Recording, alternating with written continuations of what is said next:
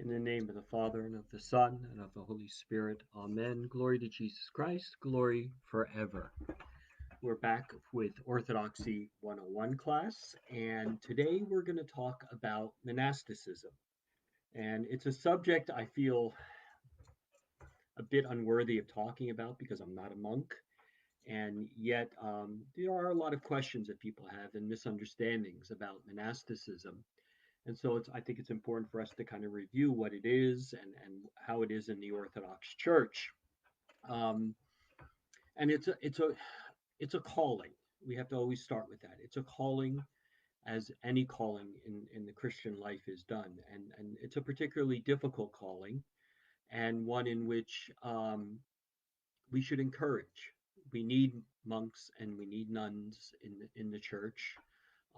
They pray for us. That is their primary job, is to pray for us and the world. And so, if we have people in our parishes or in our families who are thinking of this, we need to encourage it. We need to encourage them to be able to follow that vocation and see where it leads them. And we thank God every day that we have monks and nuns in the church. Um, there's an old sort of apocalyptic saying in the Orthodox Church that when we stop having monks and nuns in the church, the world ends. I'm, I mean, it's kind of dramatic, but there is something to that. I mean, as long as we have monks and nuns in the church praying for us, then we are in so much more of a better shape as a church. And so we need healthy monks and nuns. So, who are monks and nuns? So, monastics are a group of men and women who have taken up the life of prayer, asceticism, fasting, charity, celibacy, poverty, and strict obedience. Every monk and nun is under obedience to their abbot and under a very strict obedience, in fact. And that's part of what it means to live that life. And we're going to get into that about how that developed and why that developed. Um, most monks are lay people, so they're not priests unless they are specifically ordained for that function within that community. So sometimes we kind of assume that a monk or a nun is a clergyman, but they're not. And the word monk comes from the Greek word monakos,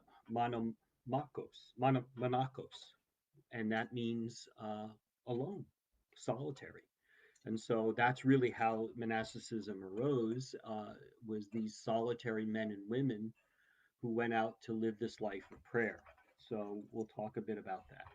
Very often you'll hear that monks or nuns are said to live the life of angels. What do we mean by that? Even their dress, by the way, is supposed to imitate angels. And a lot of it has to do with this idea of living that life of constant prayer to God. That's, after all, an angel or the job to be that messenger, to live that life of praising God.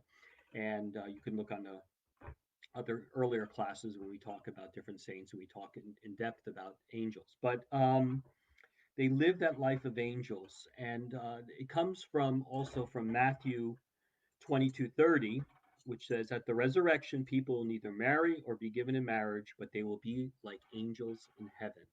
And so to live that life of the angel, neither marrying or giving into marriage, but rather to live like the angels in heaven. And so we call that the monastics live the angelic life. In fact, I would even go so far as to say, and this is certainly bared out by the church fathers, who talk about the way in which they live was the way that we are meant to live as created beings before the fall, to live in this constant adoration of God and to live in harmony with the world and with nature. Monastics, when I say monastics, I mean men and women, so it applies equally to both. Um, they, for example, they're strict vegetarians. They live a very strict life of what they eat, how they eat, their order of life in the monasteries, and doing that what is supposed to be the way which we were originally meant to be. They are strict vegetarians, and only on special days do they get the right to eat fish or wine or have oil. Many of the fasting rules, that'll be the next class, will be on fasting. We'll explore this a little bit more in detail. But for you'll see on the church calendars, and it'll have strict fast day, or it'll say wine and oil day, or a fish day. That's because it comes from the monastic rules of fasting, which are then transferred to our life. Not that we live in that same level, but it gives us that pattern in which we should live. So, for example, what's a day when they can eat fish? Like Annunciation or Transfiguration is during the fast, and but that's kind of considered a way for them to kind of lighten up their burdens. So there are no orders in the Orthodox Church. A monk or a nun is a monk or a nun. They all follow the same rules, which is the rule of Saint Basil. We'll talk about that in a bit. And so you won't find different orders like developed in the West, but rather monks and nuns follow the same rules. The difference is maybe by monasteries. Certain monasteries may be known for charitable works, or different monasteries may be known for their education, or whatever it may be. Um, you know, there are lots of different monasteries that over the centuries have grown to be famous in particular work that they do. So again, there are no orders. A monk and a nun follow the same rules, and they use the same pattern of life. If it's a women's monastery, which is more proper, we don't call it convent, we call it a women's monastery. You'll have a priest who will be assigned there, usually a monk, but sometimes it may be a married priest who lives by the monastery, who would there go to that monastery to perform the services. If it's a monastery in itself, they'll usually take one of the monks or several of them, and they'll ordain them to the priesthood and the diaconate so that you can keep the function and services going as is necessary. Um, so again, different monasteries have different rules, but generally they follow the same order of prayer and life and discipline, and we'll talk about that in a bit. And some of the monasteries are very, very famous. Saint Mount Athos is one of the most famous Orthodox monasteries in the world, and it's actually a series of monasteries. I forget how many. I think 20 some odd monasteries on this peninsula that is totally dedicated to that life of prayer. And even to get onto the monastery, like if you're a traveler, or like you have to go through a very series of very important, shall we say, examination before they give you permission to set foot on the ground. And it's so isolated in that sense that there are no women are allowed on that monastery. In fact, they say that they don't even have women animals there, which I'm not so sure. But so it's a very strict place. In fact, to get accepted to some of the more famous monasteries on Mount Athos, it's harder to get accepted there as a novice than it is to get into Harvard University. That's how they go through such difficulty and examination and stuff of that nature. So the monks who are on Mount Athos are of the highest quality. There are other famous ones. The first monastery, and still in existence, is in St. Catherine's and on Mount Sinai in the Egyptian desert, which is a remarkable place to visit. And that's where they found the oldest Bible that is in existence, was at that monastery. In Russia, there are many, many famous monasteries. St. Sergius Lavra, the great monastery outside of Moscow, is a huge monastery, and since the fall of communism, is now filled with monks. Famous There are other famous monasteries throughout Russia, Volam Monastery, etc., where St. Herman came from, and brought that to America. In the United States, we actually have a number of monasteries. One of the oldest, I think the first, is St. Tikhon's Monastery in Pennsylvania, established by St. Tikhon. There were other monastic cells all around different places. St. Anthony's Monastery under the Greek Archdiocese is in Arizona. There's a lot of little monasteries that are, one or two or five or six people near us here in Wappingers. There's New Skeet Monastery, which is an interesting group that came over into the Orthodox Church. So again, so monasticism is growing in the United States, and it is on the whole I would say worldwide, it's gotten so much healthier since the fall of communism, and you have a lot of, particularly in Romania, there's huge monasteries in Romania and Russia and elsewhere. So that bodes well for the next generation, because out of the monasteries is where we normally take bishops. So talk about that in a bit as well. So um, and again, getting into some of these monasteries is incredibly difficult. Uh, One of the most important points you have to make is you don't go to a monastery to get healed. You go to the monastery, that could be part of it, but you go to the monastery to be healthy. And sometimes we forget that. So, monasteries are often very reluctant to take novices who are dealing with issues, because they know that they have the responsibility of dealing with those issues, and they do that. But really, it's a place of health, and we have to always remember that we want healthy monks and nuns in the church doing their work on our behalf. So, where did this idea of monasticism come from? It has an actually very interesting sort of development, and certainly you saw, for example, in the Old Testament, there are examples of solitary figures, prophets, etc., who would live a particular lifestyle away from the world, and they certainly had a great um, influence on the Jewish faith, and certainly people like John the Baptist was part of that. Some say he was what was called the Essene, which was a small group around the time of Christ that were dedicated to living that sort of life of prayer and fasting and discipline and chastity and all those other sort of things. So John the Baptist is very often thought of as kind of a prototype of monastics. But you really didn't see monasticism grow until after the legalization of Christianity. There were certain groups and communities and living their life, but really the first monastic was St. Anthony the Great. We just celebrated him a couple of weeks ago. And St. Anthony the Great, and you read his life by St. Athanasius, talks about how he took very seriously this idea of giving up everything you had and following Christ, and by following Christ, living in that life. And so he went out into the desert, and this is about what 250. He died 356. So he went out to the desert to dedicate his life in prayer, and it was transformative for him. And as he became this sort of uh, holy figure, other holy people would go to and be attracted to live around him. And so rather than keep fleeing farther and farther into the desert, he eventually established a community, and more and more people came around.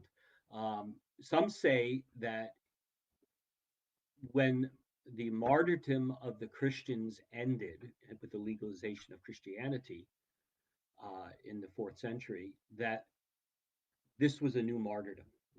You were no longer being killed in order because you were a Christian, bodily killed, physically killed. And so, as a way to kind of show their uh, dedication to this, they took up the life of being a monastic, an ascetic, and fled from the world in order to live this life of prayer. And so, in other words, they died to the world, but they died in another way to the world. Um, so St. Anthony became the founder of what we would call Anchorite Monasticism. And we'll go through a couple of these terms. So, what does Anchorite mean? Rather than having these hermits who would wander around from place to place, an anchorite was, just as the word means, would be anchored to a place. And so he was the first one to say, okay, this is where we're going to be, and this is where we're going to set up our prayer community. And so we're anchored to this place. And so he really came up with this, and really became famous for that. So he really is, in a sense, as we know it, the first of the monastics and the first of the monastic community. Uh, there were also a number of people who became hermits. Now, what is a hermit? Hermit is someone who lives on their own in the middle of nowhere and rejects all contact with all people. And there are certainly a number of cases of this, St. Mary of Egypt, for example, and others. Um, as monasticism developed, we still have hermits to this day. You can go to places on Mount Athos and elsewhere, and you'll be kind of pointed out to you that, oh yeah, that's that mountain, that side of that mountain, and you can see some caves. That's where there are some men living as hermits in that cave, and you don't have contact with them. Now you can't become a hermit unless the abbot gives you a specific blessing after much examination to make sure that you're not delusional in what you're thinking, but rather that you are, this is truly your calling to live that solitary life of prayer, which must be incredibly difficult to do. So then you had this idea of hermits, and that's what St. Anthony was at first, but then because people kept following him, um, uh, he eventually had to set this place down. A modern example of that was Father Roman Braga, who was in our Holy Dormition Romanian monastery in Michigan. I've had the opportunity to meet him. Was a remarkable man. Suffered greatly under the communists. Kept fleeing in a way, deeper and deeper into the woods to get away from the people. And the people kept following him deeper and deeper into the woods until finally he said, I can't do this. And then eventually he had to leave Romania and settled into the United States. And if you want to look up his life and story, again, a modern person. I met him a couple of times. He was a remarkable person. Uh, Father Roman Braga is worth looking, at now. So after a while, there was another type of monastery which was established, which was called a Cenobiatic uh, monasticism. So, what does that mean? Well, that means that the monasteries were established as a community. So, it no longer was sort of a single person or a single person with a group of people around him. It became a community. And so this community lived in that way. St. Pachomius was one of the founders of this as well. And they were usually organized around a leader again, and so this communal living, in other words, like in the Acts of the Apostles, they shared everything. If you had wealth, you gave it up to the monastery. You gave up everything. You kind of cut ties with your family and others, and you lived in this community as brothers or as sisters in order to, you know, under the obedience of a leader. So that's the way most monasteries are organized now, is according to that principle. There's also something called an idiorhythmic monastery. What's an idiorhythmic? Well, you think about it, idiocentric, so idiorhythmic means that it's a community, but under the abbot, each person in that community kind of sets their own sort of way. So it's almost like hermits who live in a community together. And so there are a number of those idiorhythmic communities. St. Theophan the Recluse, one of the more famous monks, recluse, meaning he actually lived as a hermit within the community. He kind of lived in his own cell and would write these incredible things. And he was most wonderfully known for teaching people how to raise their children. Here was a hermit in a monk, and he had these wonderful books and writings about how to raise your children. They've been kind of condensed, and they're in a book called Raising Them Right. And it's just sort of guidance and instructions. So these are gifts that God gives him. So he would, for a while, he wouldn't talk to anybody for, I think it was like, 15, 20 years. He wouldn't speak to anybody to, the food be kind of pushed under his door or whatever. And then finally one day he came out and then he started teaching and ended up becoming the leader of that monastery. So that's what an idiorhythmic monastery is. There's also another type of a monastic called a stylite, and that's an interesting one. And it's not something that's kind of continued. Like you have the Anchorites, you have the Hermits, you have the Cenobiatic, and you have the Idiorhythmics, that exist to this day. Stylites don't really exist anymore, though I'm hearing rumors that there are some rising. So who are the Stylites? They were people who lived on top of a pillar, so they would be out in the middle of the desert on top of a pillar, the platform, and they would live up there. And it happened like during the 5th century, 10th century. It happened at times 15th century, when there was times of great turmoil in the church. And there were these dedicated people who would go and they would live on top of this pillar. They would live out their life. And the idea was that they were getting away from the earth and getting closer to heaven. And it was a remarkable sort of calling. And it was always funny because, the abbot would always check these people out. So he would go up to the person on the pillar and he'd say, "Come down." So the person would start coming down and get about halfway down and say, "Okay, go back up." And the person would go back up. He said, "Oh, yeah, they're obedient. They're listening to what I say. So we'll let them continue."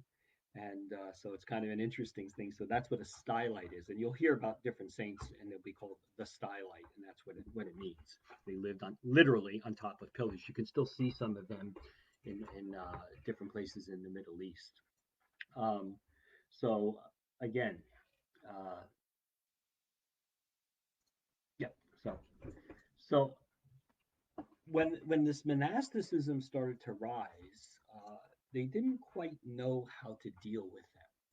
They were different. They kind of separated themselves off from the church.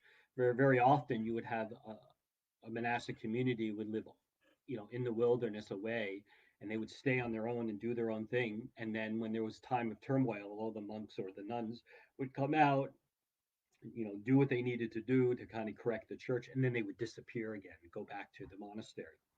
But there was also different heresies that were arising with that as well. Some monks would self emulate themselves, or they would do other sort of things, or they even had this denial of the bodily good, and they would flog themselves or try to discipline themselves. And the church very early on decided that this was not good, that this was not healthy, this was not within the church teachings.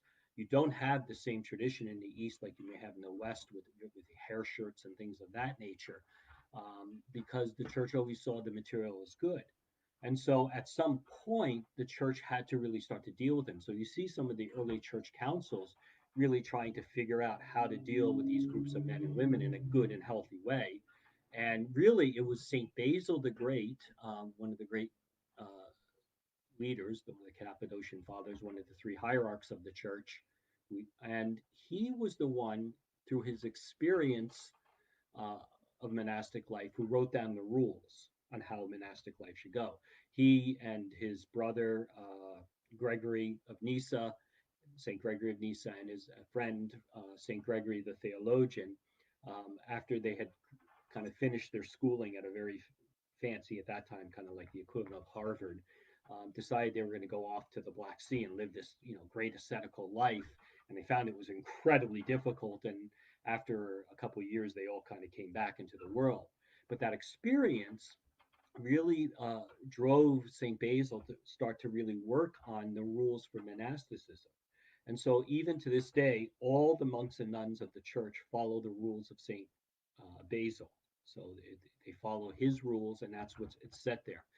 In fact, the Benedict monks in the West actually took their rules from St. Basil.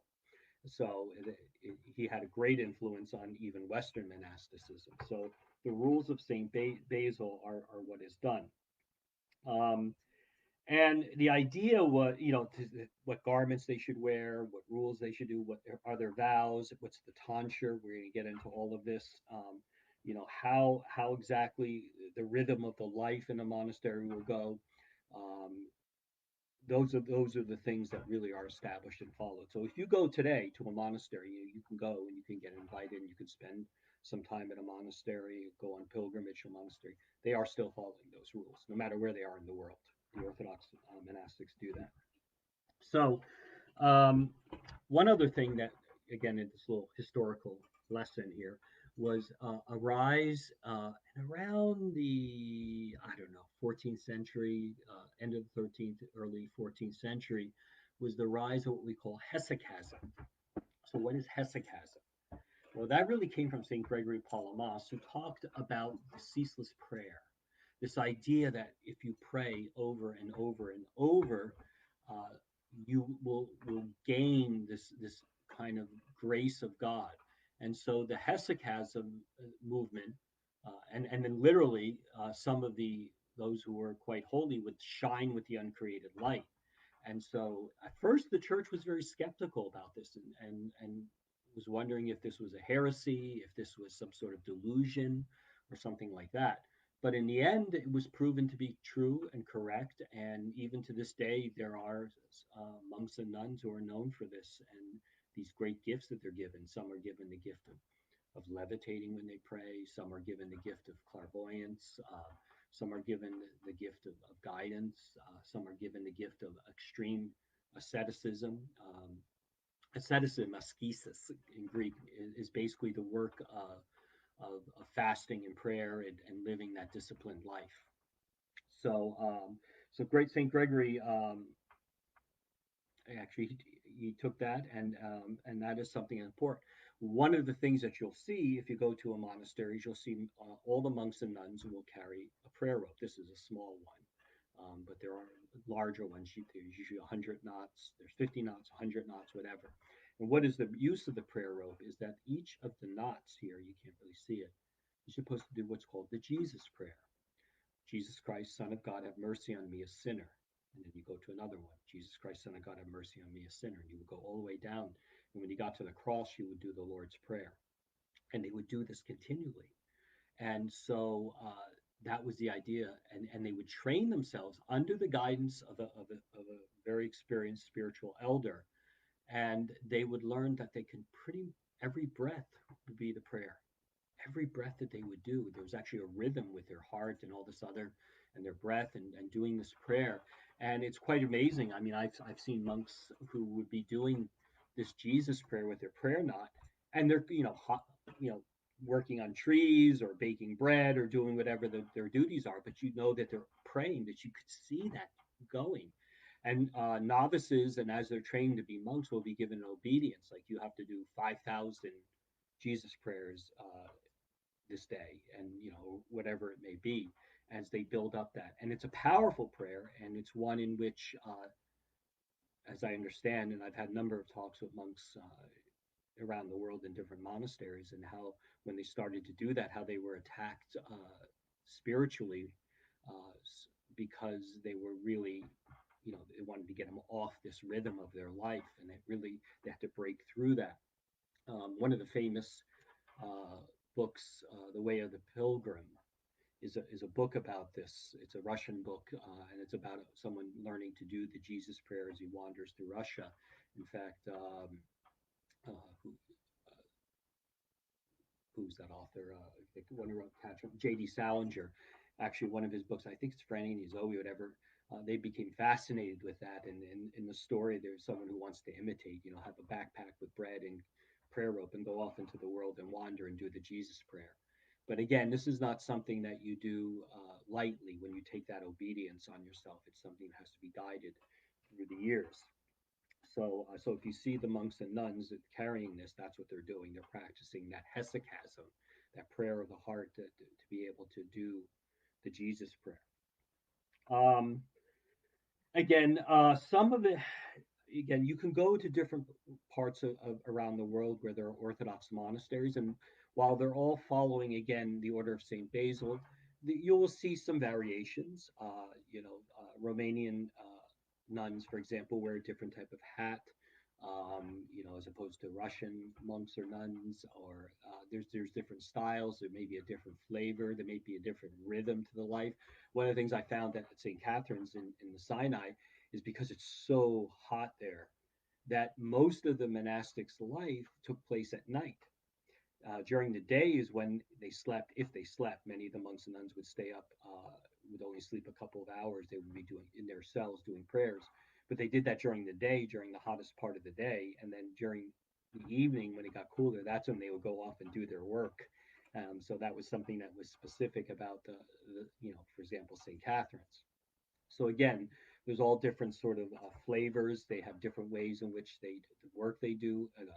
One of the more famous, the new Martyr Elizabeth, who was the sister-in-law of the Tsar, who after the murder of her husband became a nun, and she established an incredible monastery, women's monastery in St. Petersburg that was dedicated to charitable work among the poor.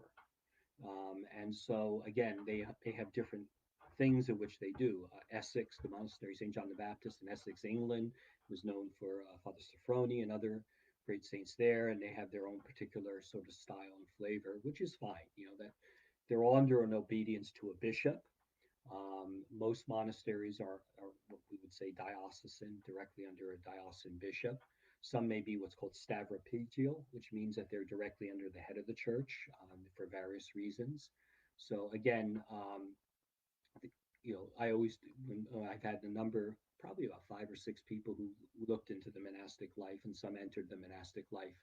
And I always told them, go look at different monasteries, go meet with them, find the one that's going to fit your personality, your flavor. You're going to feel comfortable there, especially if that's where you're going to spend the rest of your life. And so, some places don't always, fit a particular person.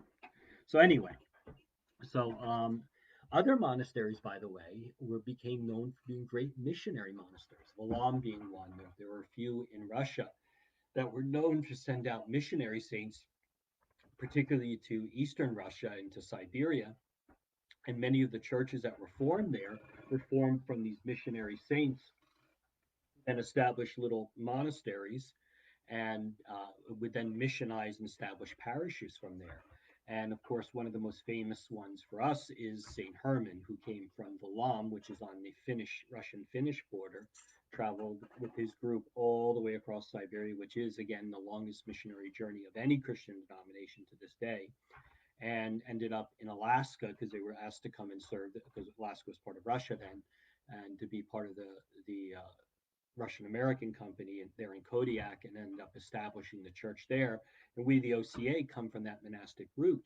Um, from St. Herman, who ended up dying on Spruce Island, and of course you can look up his story. So they were known as some of the great missionaries, saints. There were some in Irkutsk and elsewhere that were also known for that. And it is quite a remarkable to read about the missionary monks. It's something I'm doing more and more about as I'm working on my book for evangelism, and starting to get more in depth into their writings and their thinking as they went out to do the mission work of the church. So very interesting. Um, all as time progressed, there also came this point where, again, the monastics were probably the more educated people. And so eventually it became that the bishops, and this was very early on in the church, probably by the fourth century, the bishops are all being drawn from the ranks of the monastics. Again, they were the most educated, etc. So even to this day now, all bishops have to be monastics.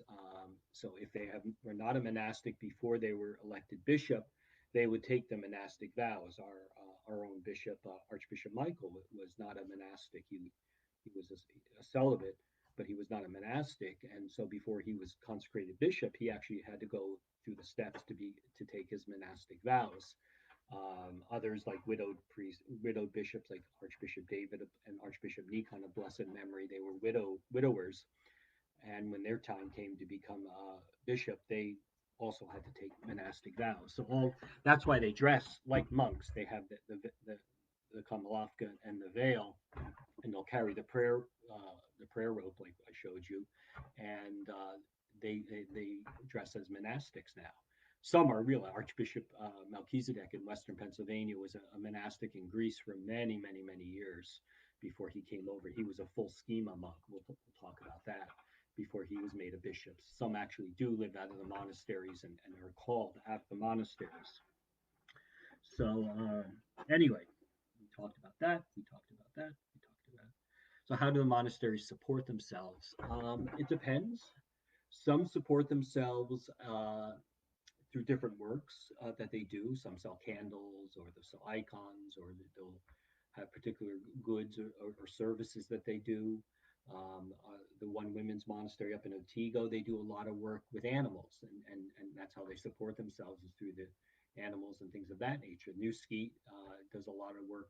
They're famous for writing for the training of dogs. They train these high-level German shepherds, and they also train dogs.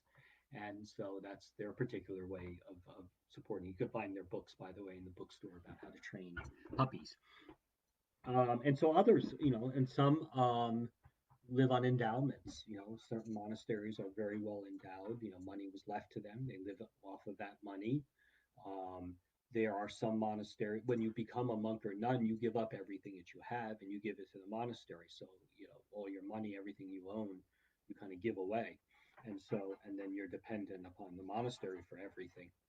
And that's managed by a particular person within the monastery whose job is to manage all of that stuff. So, they all support themselves. Some, again, if you go to a monastery and, leave some, donations to them, help them.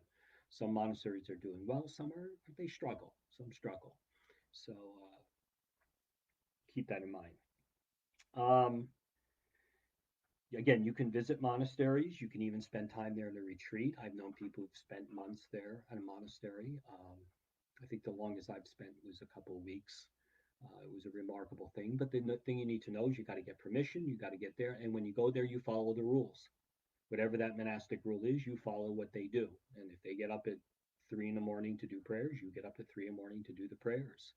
And so you follow their rules and you live in strict obedience. Normally, the guests of the monastery will be housed separately from the rest of the monks or nuns because they have their own rhythm. And if you're just there being a guest, they'll have guest quarters for you to participate.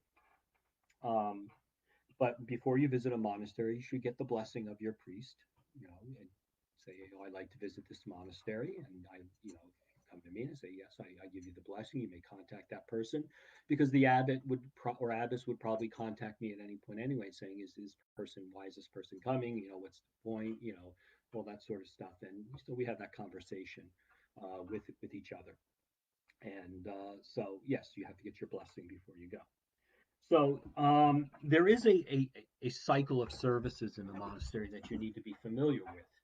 And that is, we talked about the liturgical cycle in earlier classes, and it is that liturgical cycle which comes from the monastery. Especially the Russian church, most Eastern European churches, they took their rule from the St. Sava Monastery outside of Jerusalem. And so the rubrics that we use come from a monastic rubrics, as opposed to most Byzantine or Greek churches, which took their rubrics from the great church in Constantinople. Not that they're radically different, there just may be certain emphases that are different. But to know that, our kind of standard in EOCA, which comes from that, again, the Russian sort of background, which comes from that Marsaba typicon, has this kind of set up. So what are those services? Well, the first service that you would do would be matins, and that would be early in the morning as the sun is rising. So get up early, depending on where you are, and you have the matin service, the morning service. Then they may go right into liturgy after that service. Then you have the first hour, the third hour, the sixth hour, and the ninth hour, which roughly corresponds to 9, 12, 9, 12, 3 o'clock, 6 o'clock. And so the monks would stop what they were doing. They would gather together for these series of prayers again, and then go back to what they're doing. And then you would have the Vesper service, which was the service for the setting of the sun. And then you would have the Compline service, which would be the service before you go to bed. And then they would wake you up out of bed at midnight to do nocturne. And then you get to go back to your cell.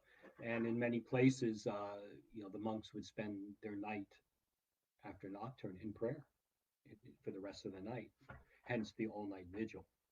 So there is that rhythm that you have to get used to, you have to participate in, and it's an important responsibility. And again, it keeps that rhythm of prayer. So there's that communal part of the prayer, but then there's also that private part of prayer. And I keep forgetting. So I call the monks' rooms or nuns' rooms cells. That's a very common thing. It's not a pejorative sort of sense of, they're getting locked in their cells. It's just that that's their private space. And when they're in their cell, you know, that's where they do their personal prayers and etc. They're usually very smart, you know, very spare in how they live. Icon corner, maybe a couple of books. I remember when I was in Egypt, I brought a couple of books. The monk that I knew that was in St. Catherine's was looking for a couple of books in English, and he knew I was coming, so I brought them with me so he could have them. It's interesting, in some of the monasteries, the cells are known by the name of the monk who occupies it. And that particular cell is named after that monk. So if you're in this cell, if that's where you are, you're always going to be monk Nicodemus, wherever you are. And when the Nicodemus dies and the new monk goes in that cell, he takes the name Nicodemus. So it's that sort of beautiful sort of, and that's been going on in some of these monasteries for close to 1,000 years. Think about that, 1,000 years of someone living there in that same. So it's kind of a remarkable way in which they carry that on. So that's what a cell is. And then there's usually a common room where they would eat together. And while they eat, one of the monks or nuns would be assigned to read spiritual readings. Sometimes it's the readings of the day, sometimes the life of a saint, sometimes it may be from a work of one of the church fathers. So even when they're eating, they're hearing the readings going on. And some of these places where they eat are as beautifully decorated as the church. And there are different rules about what you can and can't do while you eat, different obediences. And then there's a common room where they can all kind of do their common work together and sit. And then each of them has an assignment. Every monk or nun has some assignment, some what they call an obedience they're supposed to do. So someone may be in charge of cooking, or someone may be in charge of cleaning, or someone may be in charge of caring for the plants, or making the candles, or whatever it may be in that life of the monastery. And so they have their job to do, and they answer to the abbot, who is the head of the monastery, or an abbess. And they are elected from the monks and nuns, who will be the abbot or the abbess, and they have kind of the control. And it's usually done with someone who has reached a great level of spiritual life and health, and is able to direct the brothers or the sisters in their life. All properly professed monks are called father. All properly professed nuns are called mother.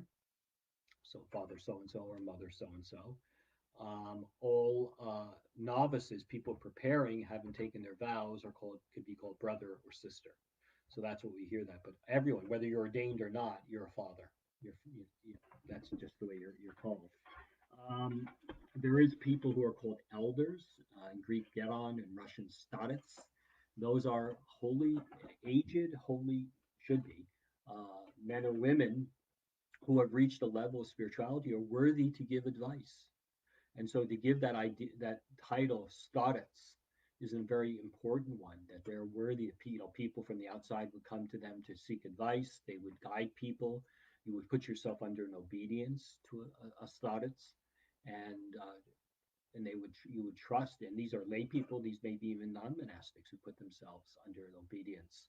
And so, unfortunately, there are always false starets, people self-proclaimed starets. Rasputin being one of the more famous ones. But a starets, a proper starets, is someone of great joy and great gifts. And we thank God. I've met a couple in my life, and they are remarkable, remarkable people. You just know. You just know. That's the best way to say it. When you talk to them, when you interact with them, you just know that there's a level of holiness and gifts that are given to you. So that's what that is. And by the way, if you ever there's a movie that came out from Russia a few years back, a number of years back, called the Island, and it's actually talks about Astartes and someone in a monastery. It's a wonderful movie. You should watch it, and it talks about his life and how he ended up going to the monastery, and the people who would come to him to seek his advice. And he would even be called a fool for Christ, someone who kind of lived foolishly, but he did it for a reason. And it's a really great movie. Won all sorts of awards. So if you ever have a chance, look that movie up. So how do you become a monk or a nun? Again, same process for both. So the first thing is you must have a calling. You can't be forced into a monastery. It has to be voluntary. You have to have that calling to go and live that life. Now, all of us probably, I know, we all have that sort of fantasy of, oh, maybe I'll go become a monk or a nun. And it may not necessarily be your calling. It only is proved out over time.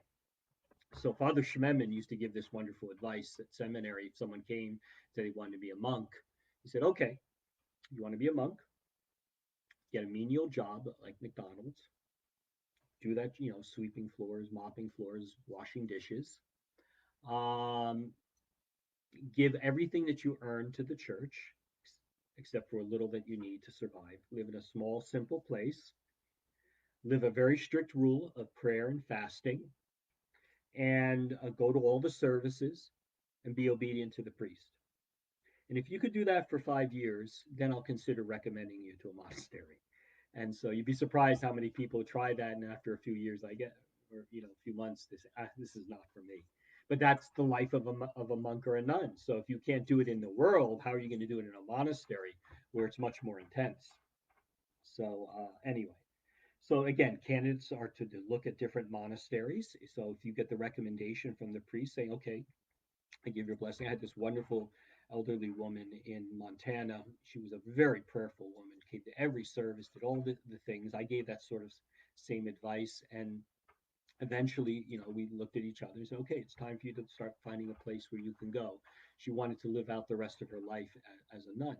And she found a particular monastery after she went to about five or six. And eventually, she sold her house, sold everything, gave it to the church, lived there. And she lived there for about, I'd say, 10 years before she passed away, and was very happy. I had very little contact when they go. I think I heard from her once or twice, and just kind of checking up. I knew the abbess too, so it was easy. I can always, whenever I had to do business with the abbess, I was able to talk to her and say, oh, how's she doing? Oh, she's doing wonderful, sort of thing. So I felt good about that. That was the right place for her. So anyway, so and once they find that monastery, they go in as a novice. And so um, a novice is someone, and then someone can be a novice for their entire life. By the way, there is no timeline on this. Some people remain as a novice. I knew one particular monk who died not too long ago, and he never took his vows. He just remained as a novice for the rest of his life. And I think Saint Herman was that. I don't know if he ever went to the next step of monks. I think he remained a novice. He remained a simple monk. Um, it is once that novice is, you say you put yourself under obedience to the abbot. Say, okay, I'm going to be under your obedience, and the abbot will then have him dressed in a cassock or her in a cassock, wear a hat. Monks always keep their heads covered, and we'll give them a leather belt and a prayer rope.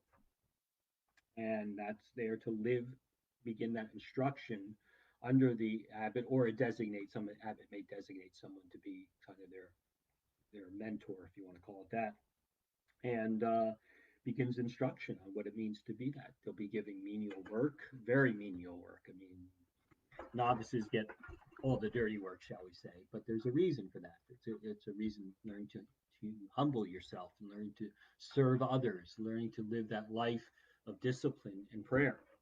And so they will do that. And again, they can do that their entire time. They are free to leave at any time.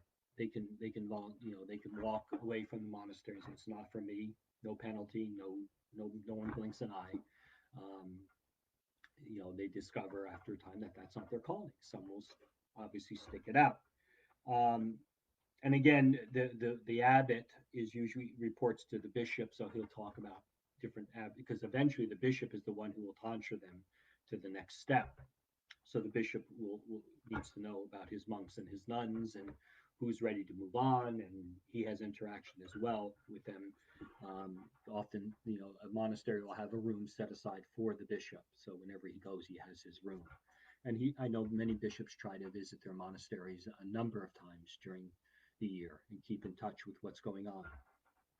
Once they decide that they're ready to go on to the next step, which is beginning that real level, they become what's called a rheosophore, which means a robe bearer. So instead of just the cassock wearing, they get the rheosa. That's the one that goes over the cassock with the long sleeves.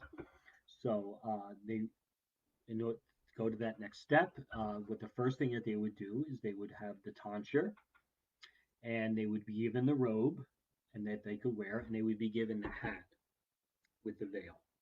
And so no vows are given, and yet they could still leave technically, but they're given that blessing. And again, you can stay a Rheostat for your entire life. You never even, you know, you stay as that. But now they've taken that next step. Now they're part of that monastery. Now they've taken, they give up their income. They're now on that path, and their obediences will increase. Their responsibilities will increase. Their disciplines will increase during this time. So again, after being a Rheostat, the next step would be called the Stavrophor, which means cross bearer. Cross bearer. So again, Rheostat is you get the robe. The next one is you get a cross. Now it's not a cross like I wear, like a priest. It's different. It's a, how do I put it? It's a square cloth with an embroidered cross on it that they would wear on their back and they would tie in the front in a particular way. So they are taking up their cross to follow it. So to do this, and they also be called little schema is another term that can be used, the small schema. So this is the real step of being a monastic. So this is where they take their vows of stability of place. In other words, they're not going to go moving around. They're going to be dedicated to that monastery for the rest of their life. Their vows of chastity, obedience, and poverty. They're tonsured at this point, which means their hair is cut. That's the kind of formal thing, and it's very interesting if you've ever gotten to get to see a chance. Most people will not. When they do the tonsuring, and the bishop does the tonsuring, and he has the scissors, and the, the the monk is before the bishop or the nun. The bishop will take the scissors and throw it across the church, like slide it along the floor across the church. And the person has to then go and retrieve the scissors and bring them back to the bishop. And he does that 3 times. And why does he do that? It's basically saying, are you sure you want to do this? Are you really sure you want to do this? Are you really, really sure that you want to do this? And each time the scissors is brought back, and then after that, then the tonsure takes place. Um, some will wear a wooden cross. They'll be given a wooden cross, um, one that they hand, and that'll stay in their cell for the rest of life, and they'll be buried with that wooden hand cross. And some will be given wooden crosses that they'll wear underneath their cassock, not outside the cassock like a clergyman, but rather underneath their cassock. St. Herman was famous because he wore an iron cross with chains underneath the cassock that no one knew about until he died, that he was wearing this all these years. So they have that cloth, they're given the wooden cross, um, and they are given a new name at this point. So they're dying to the world. They're given a new sort of identity. Um, so, like I said, now one monastery, if you're in that cell, then you're going to be Nicodemus. But it really is totally up to the bishop to decide on the name. Usually they talk. Sometimes they'll take the same initial. If you're David, then you'll become Dionysius or whatever it may be. Sometimes it'll be on the day that you're tonsured, whatever that saint is that day, that's the saint you're going to become. Um, they are also given what's called a mantia. What's a mantia? When the bishop comes in, you'll see that he wears this long, sort of flowing robe over his cassock and riasa. It's purple for a bishop, blue for a metropolitan, green for a patriarch, and it has all these stripes. That's a mantia. That's a bishop's mantia. An abbot wears a black one, but a monk, their stavrophor, wears a very black, simple one. It's kind of like a cloak that goes over the top. So when they're in church services, not only they'll wear that sort of mantia over the top, and when they are buried, they are wrapped in the mantia. There's a particular way in which you do it so that they're wrapped and they're buried. That's like their burial cloth. That's what it kind of represents. That they're now dead to the world. They're now a new person, living this monastic life. And so they have this mantia that they'll wear at different things. Again, they're given more services, more responsibilities, and etc. Very often, once you are made a stavrophor or a little schema, you're also sent away for 5 to 7 days where you will live, you won't sleep, but you'll pray the entire time.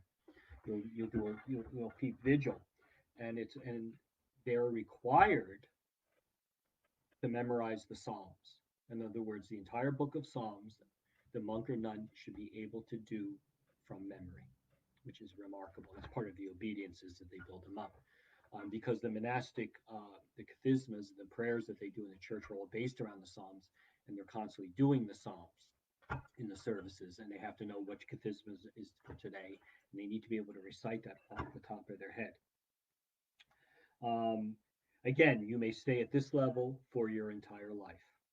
Again, there's nothing that tells you have to move up or down or whatever. Now, the last level is called the Great Schema. The Great Schema. And you probably won't see a Great Schema. They live within the monastery. I've seen a couple of them. There's different traditions on what they wear.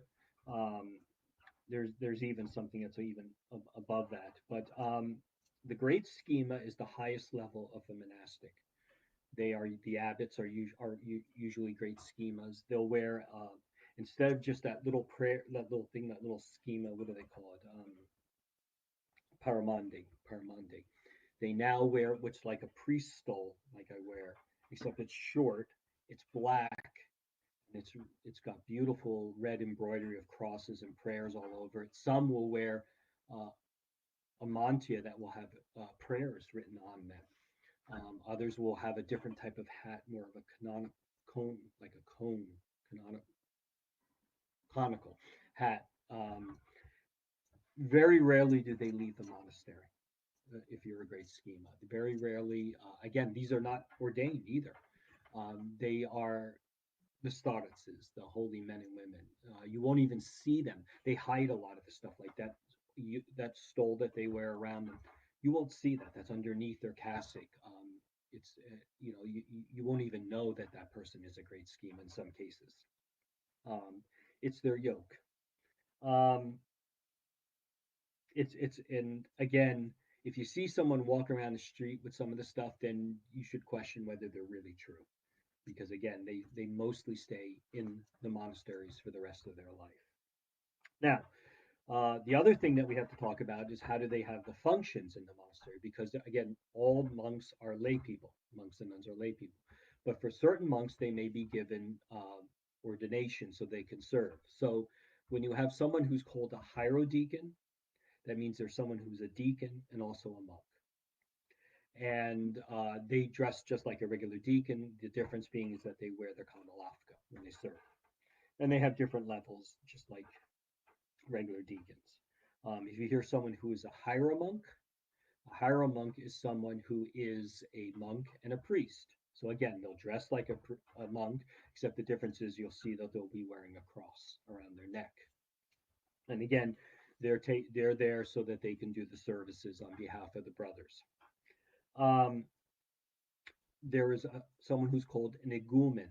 An igumen. That's the equivalent of what we would say an archpriest. So instead of a silver cross, they would wear a gold cross. And an igumen is normally someone who's in charge of a group of monks, not just a priest, but he kind of is not the abbot, but he may be given a group of monks um, to form and to work on a community.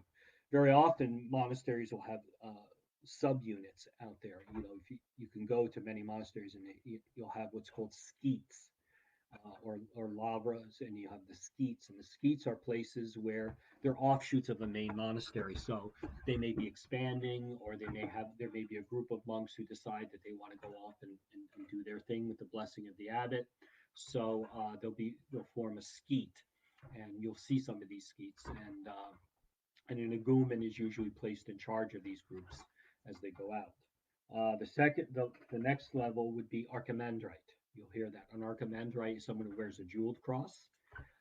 He's considered kind of a senior priest in the monastery. Usually, it's the senior priests in the monastery. It's the abbot is always an archimandrite, and they not only do they wear the jeweled cross, but if you're an abbot, you will wear a special mantilla like a bishop. You'll carry a bishop's staff because you have that sort of responsibility.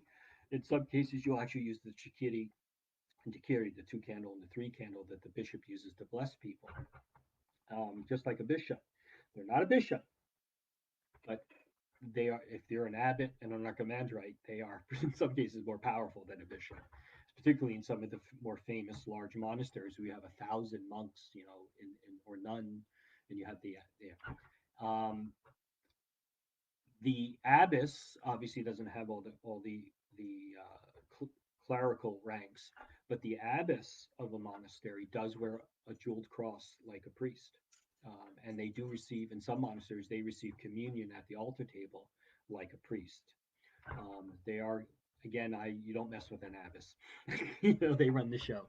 And so I remember I was serving at a women's monastery, and I had my little room. I was there to do services for them during Holy Week, and it was always so funny because the abbess, I would be called out to do the services, and then they would feed me and stuff, and then I would be sent off to my room away from everyone until they needed me next.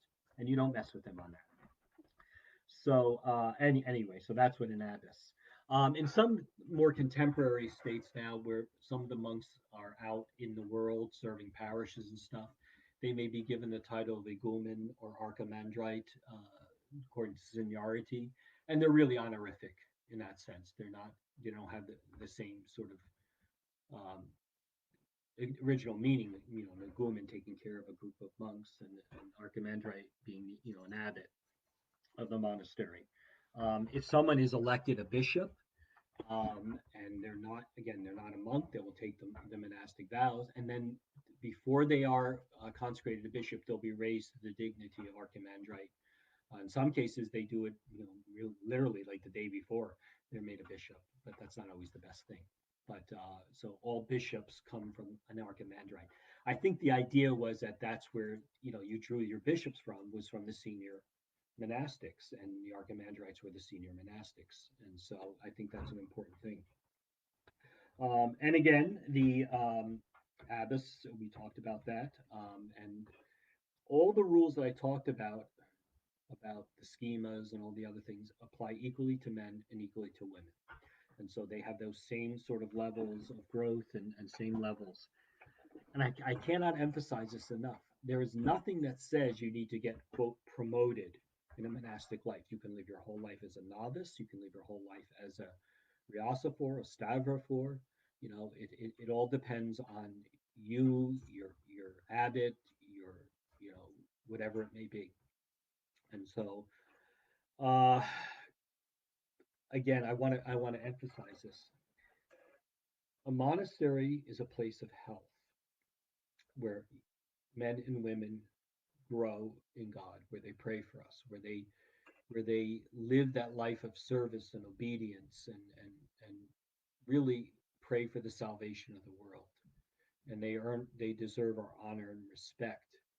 Um, some monasteries have been known again for incredible works of prayer, and some have been known for incredible ways in which they serve the community. Um, all of them is a worthy life. And so, if you have a chance to visit a monastery, I would encourage you to do so. Go and meet them. If you had a chance to talk with monks or nuns, ask them the questions. What brought them along this path in life. You don't want monks and nuns who went there because, well, they didn't know what else to do. You want monks and nuns who go there because they feel the calling to pray for the world, to die to the world, to help save the world. And when we have that, and it's healthy, and it's good, then they become great hospitals for all of us, and great physicians for all of us.